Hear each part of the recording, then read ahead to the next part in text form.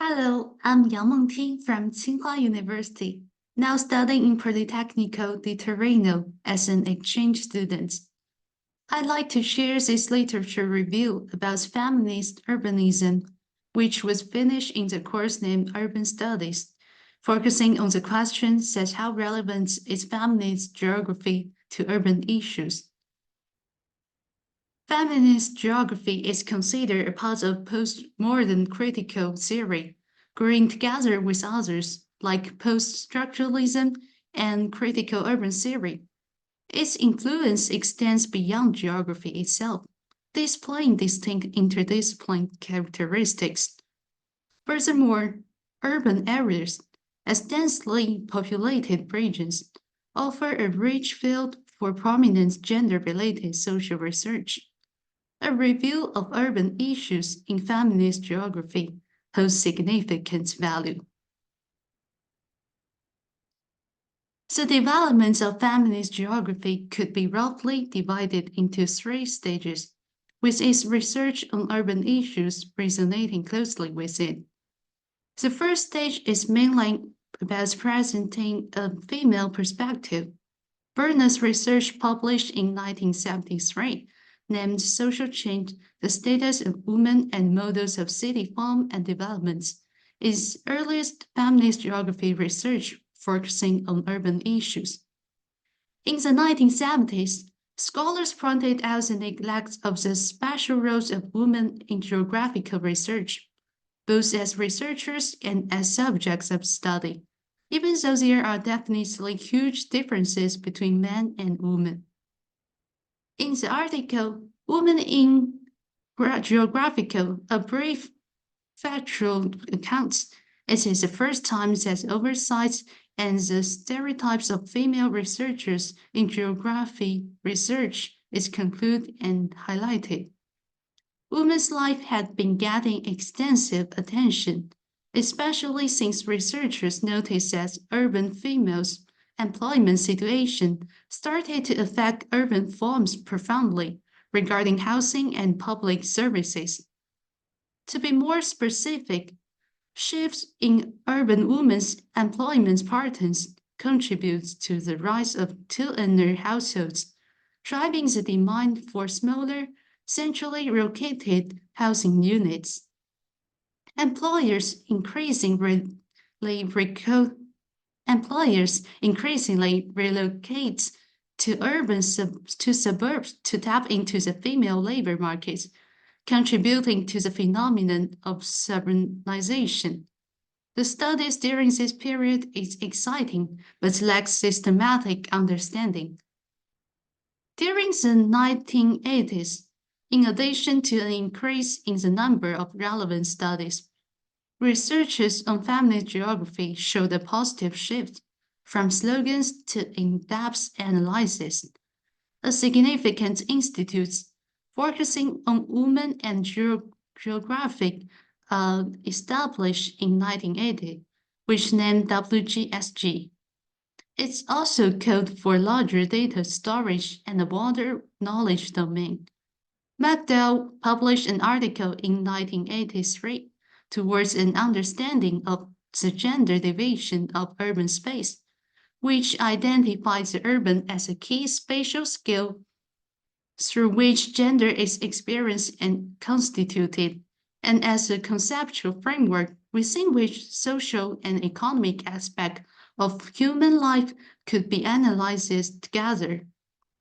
Gender and urban space as a topic of interdisciplinary Gender and urban space as a topic of interdisciplinary scholarship emerged during the 1980s. In addition to the debate on women's unequal access to urban facilities, some studies focus on influential female individuals who affect urban design. Studies on this stage explore women's roles more deeply and more theoretically, far beyond the limited domestic spheres. At the turn of the century, despite the exponential growth in both volume and theoretical complexity, some researchers have turned to self-criticism.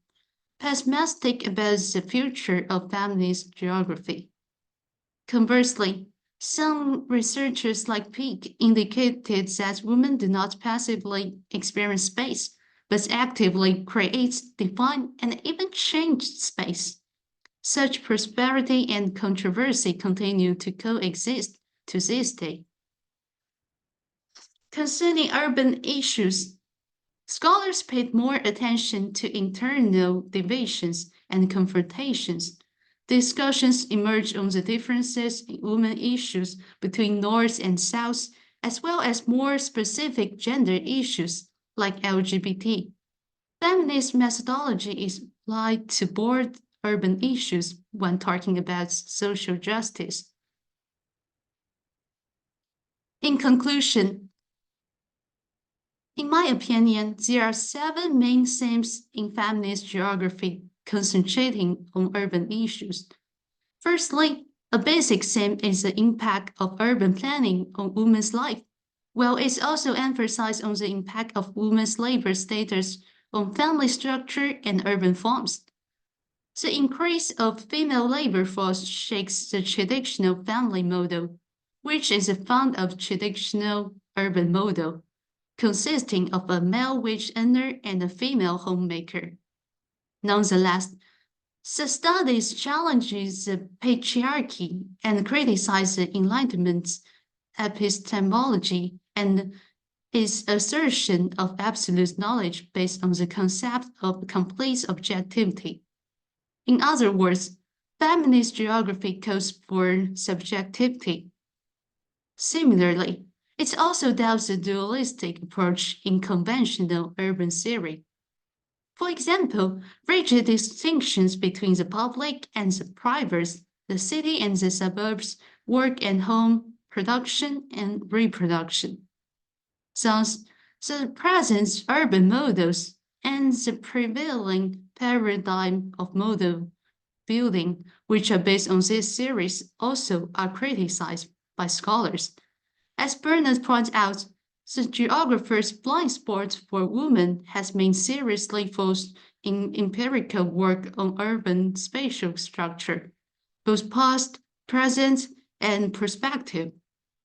Such lack of attention to women as a distinct disadvantaged group has led to difficulties with traditional urban models. Also, feminist geographers call for restructuring the urban space. On the basis of reshaping the urban model, we should treat women's needs equally while reshaping urban space in order to eliminate inequality. The last theme is focusing broadly on differences. Those differences encompass not only gender, race, sexuality, but also their intersecting subdivisions, far beyond focusing on women themselves. Let's move on.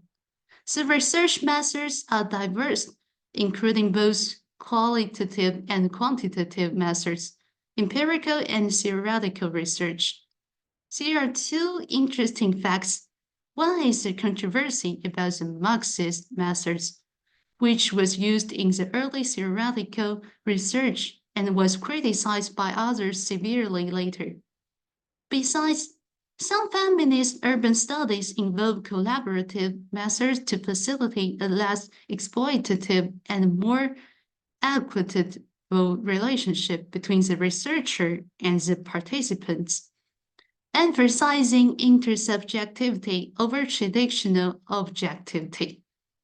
Furthermore, feminism itself has become a methodology in other disciplines. As a critical perspective, its respect to subjectivity, differences inspires broader social studies.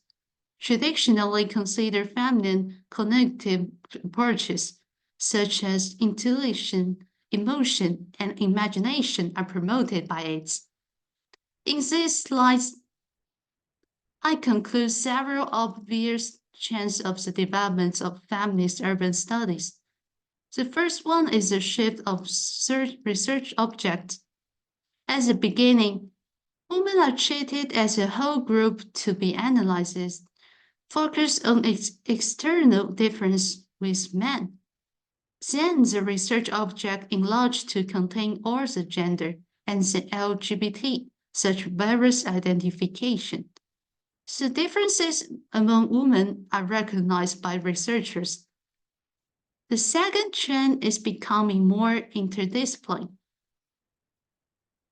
And the third one, as we have mentioned in the third stage, some scholars start to mention the benefits of cities for women. For instance, cities have greater tolerance for family living arrangements that differ from traditional models. The cities with rich employment possibilities for women and the improvements of service industry can liberate women better. Compared with the past, when altitudes were almost entirely negative, attitudes towards the city are now more positive. Moreover, the studies present a change from only criticizing inequality to developing in-depth theoretical research, involving from phenomenon statement to exploration of phenomenon formation mechanism. The relations between the different groups get more and more attention. In recent years, scholars also tend to self-criticize them, found themselves their own narratives may be reductionist, may be totalizing, or insufficiently nuanced, even gender neutral, may be also unconsciously racist and elitist. Besides the self criticism just mentioned, there are other debates among feminist urban studies. One debate about the essentialist perspective. On the one hand, while raising important issues neglected by Planner, some of the earlier feminist literature has been criticized for taking an unintentionally essentialist perspective on women and urban design. On the other hand, some scholars argue that research by Black feminists possesses essentialist features, associating racism with skin color rather than connecting it to the structured positions of specific groups of women. And considering whether cities are good for women or not, someone believes that urban space is fundamentally constructed by gender differences, and women are not only disadvantaged, but also excluded or even extinct in representation, while others I have mentioned hold the opposite view. They are positive towards this question.